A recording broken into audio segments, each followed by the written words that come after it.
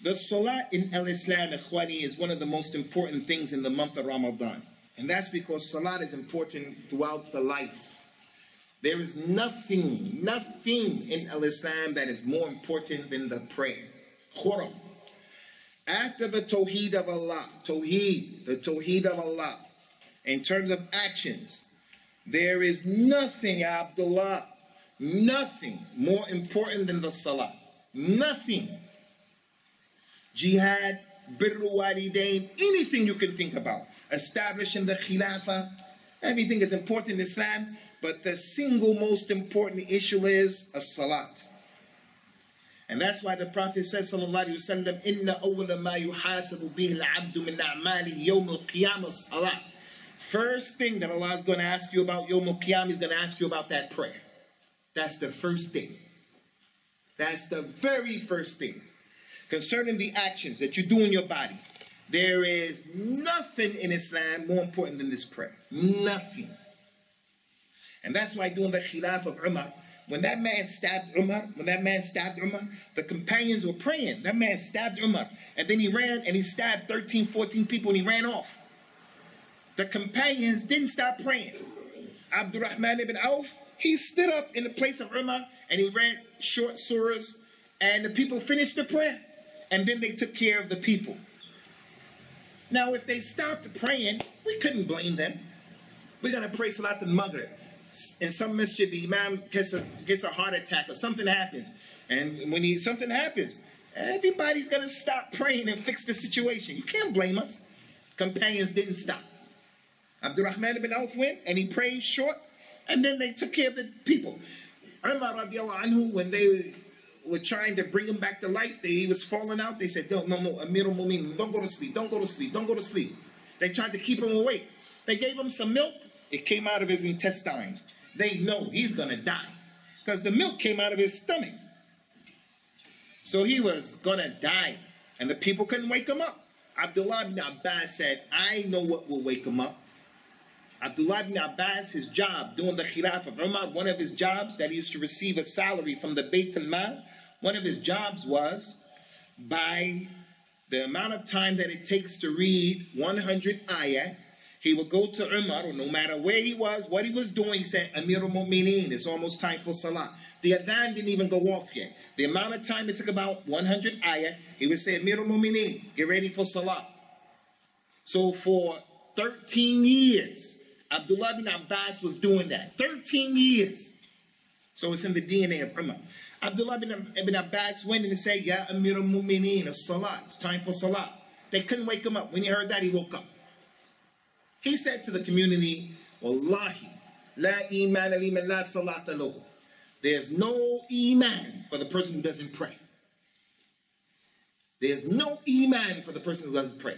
During the Khilaf of Umar, he wrote a letter to his governors, all of the Muslim empire, and he wrote to the leaders of it. He said, the thing I'm most concerned about for you people is the prayer. So anyway, Ikhwani, we want to talk about the position of the prayer in Ramadan because it's a golden opportunity for many of us to get a lot of rewards and also to solve a lot of the problems that maybe we fell into. For an example, some of us did not pray at a time in our lives when we should have been praying. When I came into this religion, I came into the religion with some Asians in America, Pakistani people. They were the people who I met. So when they taught me the prayer, they were teaching me stuff that wasn't correct. They didn't know. They taught me I had to memorize in English transliteration. No way to an usalli salat al-dhuhr khalf hadha al-imam. I don't even know Arabic. Now I have to memorize all of this stuff. They told me before each prayer, after each prayer, I had to pray all of these sunnah prayers. It must have been about 1,000 prayers they told me I have to pray. I was like, man, this is hard. Before dhuhr, you got to pray this. After dhuhr, this. And they didn't tell me 2 or 4. It was a lot. And it was tough. But anyway, some people, when they miss prayers, when they should be praying prayer in their life, he was 16, 17, 18, 20, and he wasn't praying. Now he's praying, he's practicing. What does he do about those prayers that he missed? What does he do? In the Asian community, the person makes qada. There's no qadha. There's no qaza for a salat that you left off intentionally. A prayer that was left off intentionally, no qaza. Qaza is for the person who he forgot about the prayer. He slept unintentionally, woke up, he can make that qaza. Something has happened and he can't make the prayer. Like the Prophet was in jihad and he missed Salat al-Asr because he was fighting the enemy. So he missed Asr because he couldn't tell the enemy, hey, wait, we're going to go and pray Asr. So Asr went out. So he made qaza. So what do we do? The person, he didn't pray for 10 years, 5 years, so he's trying to make qaza. You can't even know how many prayers you missed. So there's a way you can do that, and we'll come to that. You can do that by making Salatul Taraweeh. You can do that by increasing your prayers, like the greeting of the masjid, Tahiyatul Masjid, and other than that. But I just want to say, number one, the prayer in Al-Islam, Ikhwani, is not something that we do just on Friday or just 5 times a day. Like in these churches, the synagogue, they worship Allah, pray on Saturday, Christians on Sunday for 1 hour, and that's it. That's not the life of the Muslim. The prayer is connected to everybody's life. Put the 5 prayers on the side. Put them on the side. I'm not even talking about those. Put the 5 prayers on the side. Prayer is connected in your life concerning everything. And that's the sunnah of Rasulullah sallallahu alaihi wasallam. Allah Ta'ala mentioned in the Quran, Ya ayyuhalladhina amanu ista'inu bis-sabri was-salat, inna Allaha ma'as-sabirin. O you who believe, seek Allah's assistance by having sabr and by praying. Everybody's here right now. This one has financial problems. That one over there, he wants to get married. That one over there, his parents are not understanding him. This one has marital problems. This one over here, his paperwork, his visa is going to run out. They don't want to renew his visa. He's going to go back. That one, everybody has issues. Allah said, if you want to handle your issue, do it with sabr and salat. Sabr and salat. Another ayah, similar to that. Allah mentioned in the Quran, وَاسْتَعِينُوا بِالصَّبْرِ وَالصَّلَاةِ وَإِنَّهَا لَكَبِيرَةٌ إِلَّا عَلَى الْخَاشِئِينَ. Allah commanded, get Allah's help for what you want to do by having sabr and salat. And it's difficult except for the people who have the fear of Allah Azza wa Jalla. And that's why the righteous people in the Quran, Allah described them that they had to tell their families to make prayer and to have sabr. وَأْمُرْ أَهْلَكَ بِالصَّلَاةِ وَاسْتَبْرْ عَلَيْهَا. Order your family to pray and to have patience and to remain steadfast on this prayer. So because of that, Rasulullah sallallahu alaihi wasallam, anytime something bothered him, anytime something went on in his life, he legislated a salat for that particular thing.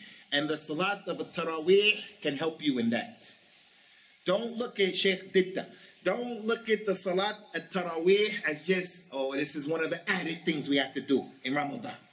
I have to fast and pray. Don't look at Taraweeh like that. Taraweeh by itself is important. Man qama Ramadan imana wa ihtisaban ghufira lahu ma taqaddama min dhanbi. Anyone who prays Taraweeh and he believes in it and he'll get a reward, Allah will forgive him. But Taraweeh is more than that. Taraweeh can help you out with a lot of issues. Look what happened.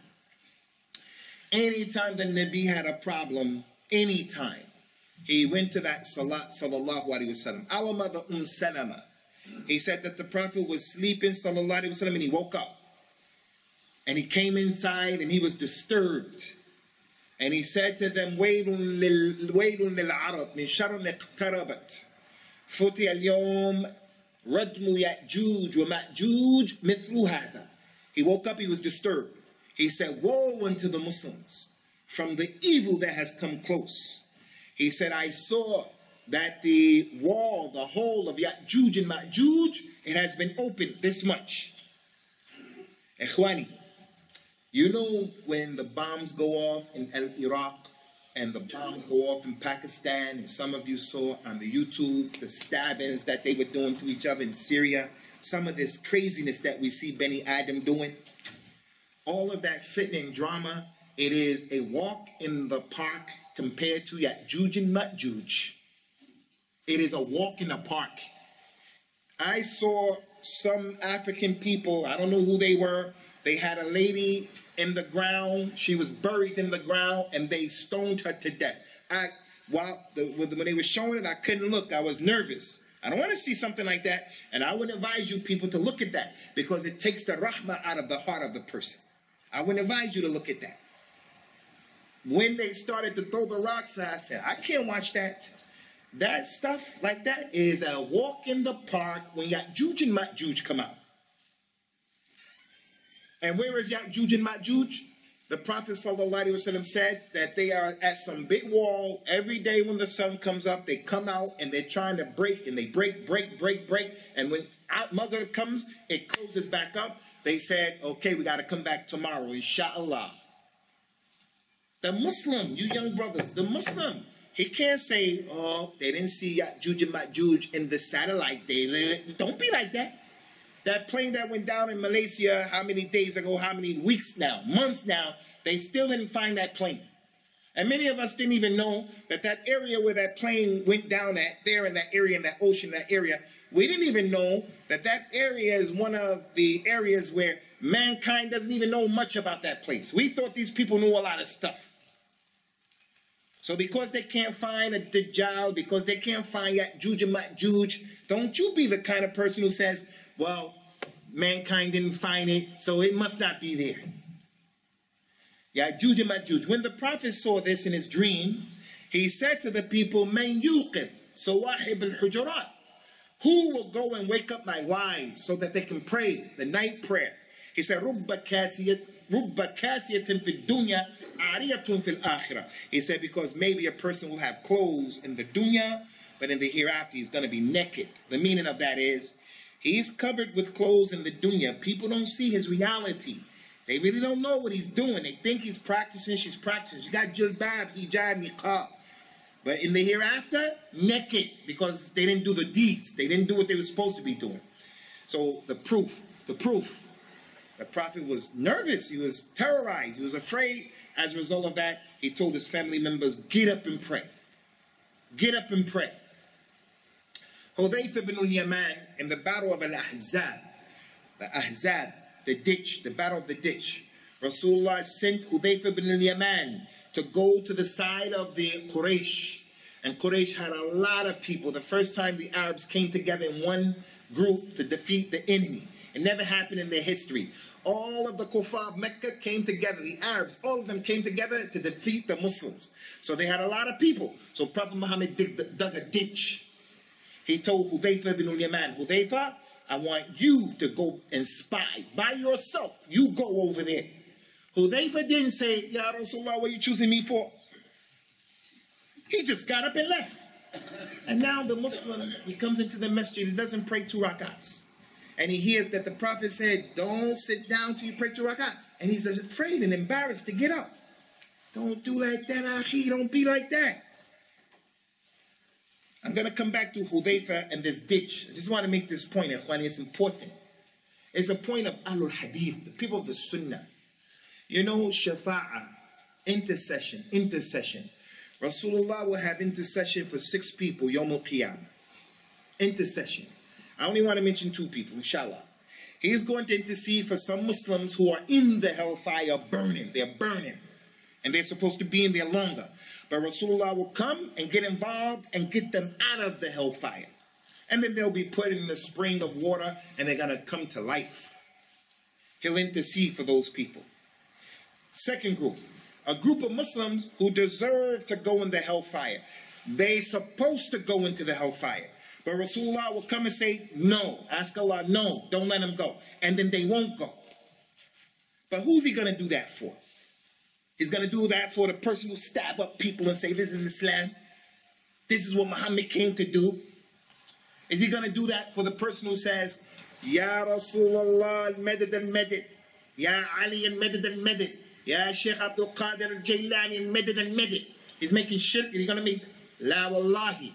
He won't do intercession for them. Wallahi, he won't do intercession for them. How do we know? Yawm al-Qiyamah, the Prophet will be given a fountain. It's called the Hawd, not the Kawthar. The Kawthar is something else. Inna a'taynaka al-Kawthar, that's something else. He will be given a fountain. He said the people will come to that fountain, they're going to be hot.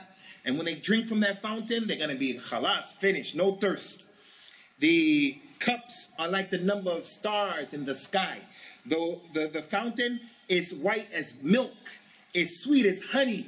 It smells good. Anyone who drinks from it is never going to be thirsty again. The people will come.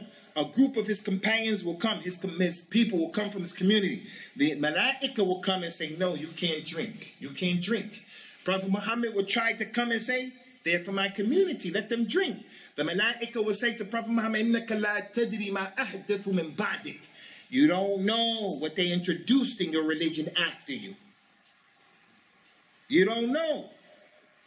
Hazir, Nazir, Ilm al-Ghaybi, didn't die, Nur of Allah, Shabbarat. You don't know what he did. And then the Prophet, what he's going to say? He's going to say, Suhqan, Suhqan. Get him away. Get him away from my fountain. He won't intercede for them. Get them away from my fountain. Because he knows people who change the religion, they're going to be responsible for little generations of Muslims coming, worshiping Allah in the wrong way. Anyway, Ikhwani. Session will be for the people who, they say sallallahu alayhi wasallam a lot. They're the people who try to practice the sunnah. They're the people who try to defend the sunnah, spread the sunnah. They're the people who, when they hear the adhan, they make the dua that the Prophet will give you his intercession. The intercession is not just kalam, I'm a Muslim intercession. You have to do the right, you have to do some things. Although we may not be perfect. We're not perfect. But the man came and said, Ya Rasulullah, Ya Rasulullah, who would I be with Yawm al-Qiyamah? Rasulullah said, you will be with the one you love. He said, I love you. He said, then you'll be with me. He said, but I don't do all the works that you do. He said, as long as you love me. So, Ikhwani, listen. Over there, Hudayfa, he went. He sat with the kuffar to find out what they were saying. When he came back to Rasulullah sallallahu alaihi wasallam, when he came back to the Prophet sallallahu alaihi wasallam, he saw that the Prophet was praying. He was praying. Why was he praying? Hudayfa said, Kana sallallahu alayhi wa sallam idha hazabahu amrun salla. If something bothered him, he would pray. That's his sunnah. In the battle of Badr, all of the Muslims went to sleep. Ali ibn Abi Talib said everyone went to sleep except Prophet Muhammad sallallahu alayhi wa sallam. He said he made 2 rakats towards a tree. Why did he make 2 rakats towards a tree? He made 2 rakats towards a tree because whenever a Muslim prays, he has to take a sutra. He has to have something when he puts his head on the ground. There's something in front of him to prevent people from walking in front of him. The wall, the book, the thing. He shouldn't pray here and there's nothing in front of him. If the Prophet traveled in the middle of the desert, he would take his spear and put it in the ground and pray towards that spear. He would make his camel sit down. He'll pray towards the camel. And if a sheep tried to walk in front of him, he would stop the sheep from walking in front of him. So he prayed towards the sutra. After praying 2 rakats, Ali said, Prophet Muhammad did his hands like this. And he was saying, Allahumma in tuhlik hadhihi al-fi'atu min al-nas lan tu'bad. Oh Allah, if my companions, if these people are killed, you won't be worshipped on the face of the earth. That's one hadith. Pay attention. Rasulullah made that dua. Second hadith. A blind man came. He said, Ya Rasulullah, ud'ullah li an yu'afiyani. Ask Allah to make me able to see. Prophet Muhammad said, in shit, akhartu laka wa khayr. Wa in shit, da'awtu laka. If you want, I won't make the dua for you and it's better for you to be patient. But if you insist, I'll make the dua for you. The man said, no, make the dua. The Prophet said, okay, you pray. He said, do a good wudu, and then pray 2 rak'at, and then you make dua to Allah. Those 2 hadith, and other than those hadith, the scholars of Islam said, these hadith are called, this salat is called Salatul Haja. Salat al-Haja. Al-Haja is when you need something. That man, he's sick.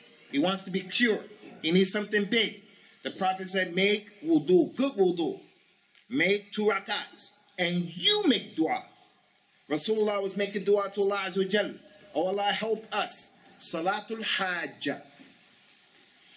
So, Ikhwani, pay attention, pay attention. If a Muslim is in need of something, he has to make a good wudu. He has to make 2 rakat. And he has to ask Allah for what he wants. That lady over there, she having trouble giving tarbiyah to her kids. They don't listen. 3, 4 kids, they're not listening. Let her make 2 rakats. Let her do that and ask Allah, Allah, give me this help. That guy over there, he wants to learn how to drive. He wants to get his license. He fell 6 times already. I don't know anybody who fell 6 times. I'm just saying, he fell 6 times. Make Salatul Hajjah.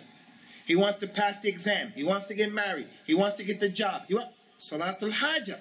Anytime something confronted the Nabi, he will make that Salatul Hajjah. So in Taraweeh, it's more than just, oh, another added burden. No.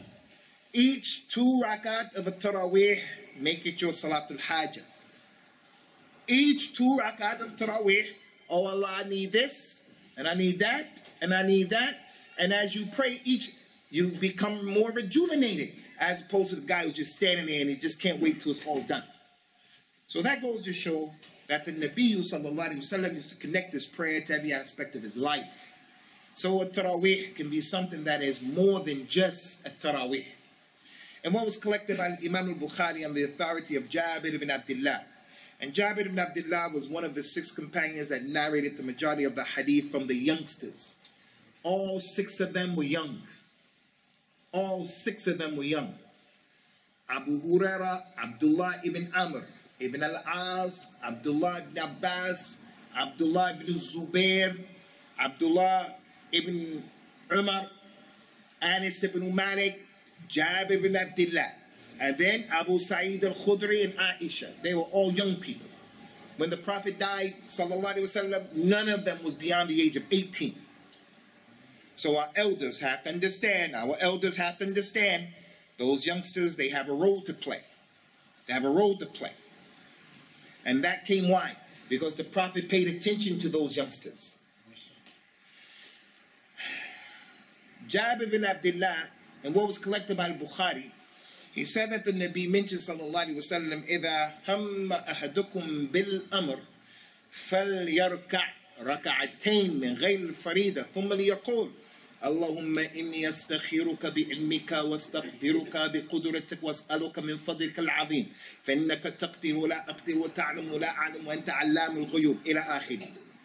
He said, if any of you wants to complete something, any of you want to do something, you want to buy a car, you want to sell a car, you want to open a business, you want to choose which plumber to bring, which sparky to bring, you want to travel, he said, if any of you wants to do something, then pray 2 rakats that are not wajib.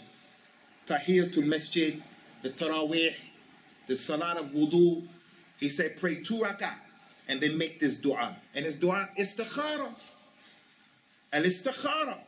The salat is connected to the life of the Nabi sallallahu alaihi wasallam. Put the 5 prayers aside. Put those aside. The salat is connected to the life of the Muslim. He asked me. So those companions, what did they do? They used to make salat al-istikhara to decide what type of shoestring is he going to buy. He goes to the marketplace. He sees that shoestring. He sees that shoestring. He goes. He makes wudu. He makes 2 rakats istikhara, and he chooses that shoestring right there. What about for bigger issues? Istikhara is not a part of the normal Muslim today. It has to be a part of it. And now, Salatul Taraweeh. I don't make istikhara a lot. It's not a part of who I am. Okay? It's Taraweeh. Make your istikhara now. Another example, Sahih Bukhari. Tremendous example, Ikhwani. Prophet Muhammad sallallahu he had a son. One of his sons, his last son who died, his name was Ibrahim radiyallahu anhu. Ibrahim lived for 18 months and then he died. If Prophet Muhammad sallallahu alaihi wasallam, if we have to make dua to him, why would his son die? He couldn't help his son from dying. Some of the kuffar at the battle of Badr, they hit the Prophet's head and they bust his head open. They knocked his tooth out. He said, كيف يحفل القوم شجوا رباعية نبيهم. How is a people ever going to be successful who broke their Prophet's teeth? He said that. He was angry.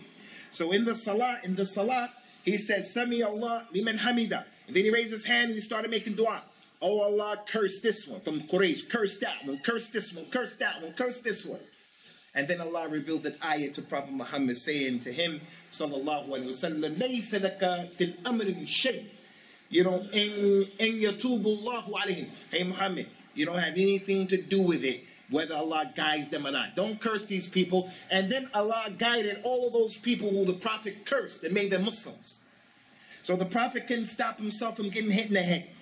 He couldn't stop his enemy from getting his tooth knocked out. Why would someone come and make dua to something that can't stop harm coming to himself? His uncle was dying. His uncle. He said, Ya Ammi, uncle, just say La ilaha illallah, you're going to go to Jannah. And he died on the religion of his forefathers as a kafir. Rasulullah couldn't cause him to be guided. Don't make dua to the Nabi sallallahu alaihi wasallam. His son died. He couldn't do anything about it because he's a makhluk. Now, I don't say he's just a makhluk. He's just a bashar. He's a big, big makhluk. He's the khair khalqillah. But nonetheless, he's not Allah. He's not the Khaliq. Anyway, his son died. His son died. When his son died, the sun was out and the moon came between the earth and the sun. So it got dark. It was dark. When the Muslims saw that, they said, oh, there's an eclipse because Ibrahim died. Mu'jiza. Whoa. Now, some of the Maulvi Sahibs in the UK, some of the Maulvi Sahibs and the Imams in the UK, we take advantage of the people and things like this. We take advantage of them. We take their money. We make them pay us £500 for this and that. We take advantage and we steal from the people. The person says he has evil eye, I have magic. The Maulvi Sahib say, yeah, you got married. Here, he writes something. He said, you just burn this and then drink it. He doesn't know if he has magic, don't matter. He just did money. Give me £500. Rasulullah wasn't like that. When his son died, he could have taken advantage of all of the people. But what did he do? He said, sallallahu alayhi wa sallam, Inna shamsa wal qamar ayatani min ayati Allahi. لا ينكسفان لموت أحد ولا لحياته إنما يخوف الله بهما عباده فإذا رأيتم ذلك فصلوا وادعوا حتى ينكشف ما بكم. He said the sun and the moon are two ayat from the ayat of Allah. They do not eclipse because someone dies or because someone is alive. He said they are signs that Allah uses to make his slaves afraid. Afraid how? That sun and that moon, that's what's going to happen Yawm al-Qiyamah. The person who sees that eclipse, he should say, hey, this is an ayah. Someone's responsible for that sun and the moon. So the Prophet said, so if you see this happen, he said, pray and make dua until Allah causes it to finish. So everything connected to his life, it was salat. Not just 5 prayers, praying on Jummah. There's the Jummah Muslim. He only pray on Jummah. Then there's the Muslim who never prays unless he's with someone who prays.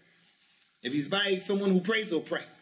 And then you have the Muslim who only prays their Eid. That's it. His prayer is just nice clothes and he gets those shoes. You know those shoes from Pakistan with the point that go out like that? That's all it is. Prayer is more than that. Prayer is connected. If someone dies, Ikhwani in Islam, if someone dies, there's Salat al-Janazah. It's prayer for everything. Everything. A companion on the authority of the Tabi'i, his name is Abbad ibn Tamim. He said that his uncle said The land was parched in Medina because in Arabia the sun is hot. There was a drought. So the Prophet ﷺ made istisqa. Istisqa is a prayer that you make for the rain. There's no rain, he would pray 2 rakat. After the 2 rakat, he would get on the minbar and then he would start giving dawah to the people. And he would tell the people, the rain is held back by Allah because we sin. So if you don't want to have this drought, then don't sin, make tawbah. And he would start giving dawah about the rain. And then after he finished the khutbah, he would take his hat. Let me see your hat.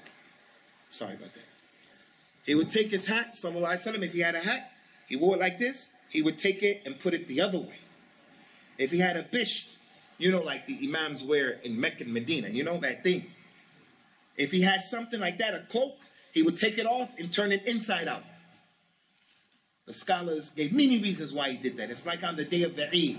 When he went to the Musalla to pray, he would go down one street and then he would come home on another street. There's a reason for that. Why didn't he go down one street and come back the same street? And those companions, Ikhwani, every time they saw something from the Nabi, they asked the question, why, this, that. It wasn't like the Muslim today. The Muslim, he doesn't care. Doesn't make a difference to him. So why did he change this thing? It's because he used to be an optimistic person. Prophet Muhammad was optimistic. If you put the glass in front of him and it was halfway, he would say, that glass is half full. He wasn't like some of our mothers, some of our fathers, some of us. We say to the kid, you'll never be anything. You'll never do anything right. You're no good. Come on, man. The clock that's broke. The clock is not working. It's right 2 times every day. Every day. No one is all no good. No one. Not even Iblis is all no good. Allah said, Lo aradallahu, the Prophet said, Lo aradallahu an la yu'sa lamma khalaqa Iblis. If Allah didn't want to be disobeyed, he wouldn't have never created Iblis. The meaning, he doesn't want to be disobeyed, but he created Iblis because with Iblis, people are going to show their level of iman and commitment and taqwa. So Iblis serves a purpose, just like the dogs. The black dog, the dogs are no good, but they bring something to the table. He said, Lola anna al-kilab ummatun amthalakum lamartu bi qatliha. If those dogs were not a nation like you, I would have ordered kill the dogs. But the dog brings some benefit. He can help you to hunt. He can be a guard dog. He can help the blind. Different things that he does. So the Prophet was optimistic. Ya akhi. Optimistic. Someone give you the glass. You say, that's all I get? That's all? Man, you better be happy with what you have right now. What you talking about? That's all you get. The lady came, Rasulullah said, what's your name? Again, if he knew the ilm al-ghayb, he wouldn't ask, what's your name? He said, what's your name? The lady said, Asiya, Ma'asiya. I'm the disobedient one. Her mother called her father called the Asiya, the disobedient one. The Prophet said, Enti Jamila, your name is Jamila. He changed your name. You're not the disobedient one. You're beautiful. That's your name. So the Muslim has to be optimistic. Now, Ikhwani, optimistic doesn't mean you don't study and prepare for the exam. You don't do anything and you say, I'm optimistic, I'm going to pass tomorrow. I'm optimistic. It doesn't mean that. That's a person who is irresponsible. Optimistic means victory is going to be for the Muslims, no matter what you see today. Victory is going to be for the people of the Sunnah, no matter what you see today. That's the promise of Allah Ta'ala. Victory, وَعَدَ اللَّهُ الَّذِينَ آمَنُوا وَعَمِلُوا الصَّالِحَاتِ مِنْكُمْ وَعَدَ اللَّهُ الَّذِينَ آمَنُوا مِنْكُمْ وَعَمِلُوا الصَّالِحَاتِ لَيَسْتَخْلِفَنَّهُمْ فِي الْأَرْضِ كَمَا اسْتَخْلَفَ الَّذِينَ مِنْ قَبْلِهِمْ. Allah promised. He promised that. And so many ayahs mention, لَا يُخْلِفُ اللَّهُ الْمِيعَادِ. Allah doesn't break his promise. And for some of our older brothers who are aware, brothers who are more, exposed, we have a group of people in this country, they're everywhere in the world, who have taken the dawah of Ahlul Hadith and the Salafi and the dawah of the Sunnah, and they corrupted it with their rough and tough way. Every masjid is not on the sunnah unless you're with them. This masjid is not on the sunnah unless you're with them. And I know they won't consider this masjid from the sunnah. They have some nonsense. It's just a matter of time. It's just a matter of time. Allah Ta'ala, the promise of Allah is that the people of At-Taqwa al-Iman al-Haq is always going to rise to the top. Always. It's the sunnah of Allah. We're almost done here, Khwani, just to open up the opportunity for some Q&A, but I'm just telling you, there are a lot of prayers. From the prayers that you can use for Salat al-Tarawih is what Abu Bakr as-Siddiq narrated, radiyallahu anhu wa ardahu. And that hadith has been collected by Imam Ahmed and other than him. Abu Bakr said that the Prophet said, sallallahu alayhi wa sallam, مَا مِنْ عَبْدٍ يُذْنِبُ ذَنْبٍ ثُمَّ يَتَوَضَّأُ فَيُحْسِنُ الطُّهُورَ ثُمَّ يُصَلِّي رَكَعَتَيْنِ ثُمَّ يَسْتَغْفِرُ اللَّهَ لِذَلِكَ الذَّنْبَ إِلَّا غَفَرَ اللَّهُ لَهُ. There is no slave who makes a sin and a mistake, any mistake that he makes, and then he makes wudu, and he makes a good wudu, and then he prays 2 rakat, and then he asks Allah, forgive me for that mistake, except that Allah will forgive him for that mistake. So for the Salat al-Tarawih, there are many things you didn't do, many things you made mistakes on. Each 2 rakats throughout the course of the year, you know what you did. I did this, I did that, I did this, I did that, I did this, I did that. Make your niyyah for the Salat al-Tarawih, or other than the Tarawih, make it for this prayer. The last thing that we want to mention, because my brother said he wants at least 20 minutes. Are you the boss here? You're the one who's calling the shots? But you were telling me everything what to do. Who's the boss here, Shaykh Habibur Rahman? Allah. He wasn't the boss. He was telling me everything to do. You know the ayat, we mentioned it. Inna a'tainaka al-kawthar. Inna a'tainaka al-kawthar. We gave you the kawthar. Allah said, فَصَلِّ لِرَبِّكَ وَانْحَرْ. فَصَلِّ لِرَبِّكَ. This fa, فَصَلِّ لِرَبِّكَ. In Arabic language, they call this fa as-sababiyya. I think that word is in Urdu, in your language. Sabab, a sabab. What is sabab in your language? Sabab. Reason. They call this the fa as-sababiyya. Ya Muhammad, we gave you the kawthar. And because of this kawthar, as a result of this reason, of this thing, فَصَلِّ لِرَبِّكَ وَانْحَرْ. Then you should pray. So this ayat shows, if Allah gives you something, gave you a baby, He gave you the job, He gave you some ni'mah, then from the Prophet's religion is to pray to Allah Azza wa Jal, shukr for what He gave you. And the least that he should do is make sajda to shukr. That's the least he should do. You don't have to have wudu. You don't have to face the qibla. Even if you don't have any wudu. You just fall down and you thank Allah Azza wa Jal for the thing that He gave you. I'm with my man right here, my man, 50 grand. His name is Khurram. I came out of the masjid or somewhere. He was driving. He saw me. He said, you need a ride? I said, yeah. Picked me up. He took me to my house. We got to know each other. We exchanged telephone numbers. So he became my companion, my friend. He was listening on a telephone discussion today. I got a call from a brother who doesn't live far from here. He got a baby. He's in Liverpool right now. Maybe some of you may know him. He told me he may come here today. But anyway, he lives in one of these cities close to here. Had a baby daughter. His baby daughter's in the hospital. And she's on a life support. And it seems like it's not going to work out. And Allah knows best. He called me for 2 days now. Should we pull the plug? They say they have to operate this, that, in the month of Ramadan. That's not our situation. Allah gave us good health. Our children have good health. So many good things. This one is going to go to Umrah. That one is going to do this, that. So many things are happening. So from that ayat and from that surah, the Muslim, he should give thanks to Allah Azza wa Jal in the prayer, simply by making wudu. The Prophet ﷺ said, whenever Bani Adam wakes up in the morning, Allah Ta'ala said, he has to give sadaqah for all of his limbs. 10 toes, 10 fingers, and the limbs. The elbow, the wrist, every limb. You have to give a sadaqah. Prophet Muhammad said, if you make 2 rakat for duha, then you took care of that. Shukr to Allah Azza wa Jal. 2 rak'ah. A hadith, the Prophet says, Sallallahu Ya ibni Adam irka li arba' raka'atin fi awal nahar akfi laka akhir. Oh, son of Adam, pray 4 rak'ah of duha for me. 4 in the daytime, I'll protect you for the rest of the day. So the person who comes to the masjid, especially now in Ramadan, because we're going to do more, if he stays in the masjid until the sun comes up, that's Salatul Duha. Before Salatul Dhuhr, by an hour, hour and a half, 2 hours, 8 o'clock, 9 o'clock, 10 o'clock, 11 o'clock, that's Salatul Duha. And you can make 12 of them. 2, 4, 6, 8, 12. So, Ikhwani, this is what we wanted to present to you, brothers, in the way of advice, in the way of trying to spread the sunnah.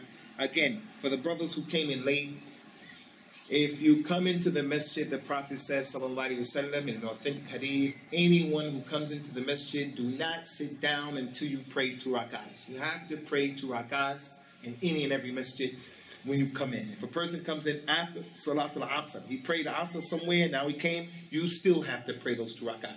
The only time you don't pray these 2 rak'ahs in the masjid is when the sun is coming up and you come into the masjid, don't pray. And when the sun is setting, you come to the masjid for Maghrib and the sun is setting, don't pray. But also, don't sit down. Stay standing up until the sun comes up, and then you won't disobey the Prophet. You didn't sit down, nor did you pray. And if you come in at Maghrib, when it's setting, don't sit down. Wait until the sun goes down. And then the muaddin makes the adhan, then you pray the 2 rak'ahs, and then you sit down. These are 2 of the important salats that the Prophet taught us. You want to get his intercession, Yawmul Qiyamah? You want to get his intercession? Then we can't be like the Jews and the Christians. Allah said about the Jews and the Christians, لَيْسَ بِأَمَانِيِّكُمْ وَلَا أَمَانِيِّ أَهْلُ الْكِتَابِ. This religion is not wishful thinking of you or the Ahlul Kitab. Ahlul Kitab, they said, Christians said, if you believe Jesus died for your sins, you're going to go to paradise. That's wishful thinking. Allah didn't say that. The Jews say, if you're born a Jew, if you're in the Jew, then you're going to go to paradise. Well, where do you get that from? And the Muslim thinks, just because I'm a Muslim, the Prophet going to give me intercession? No, it's not wishful thinking. It's when you hear him saying something and you didn't know it, then right away do it. Don't be shy and don't worry about the people.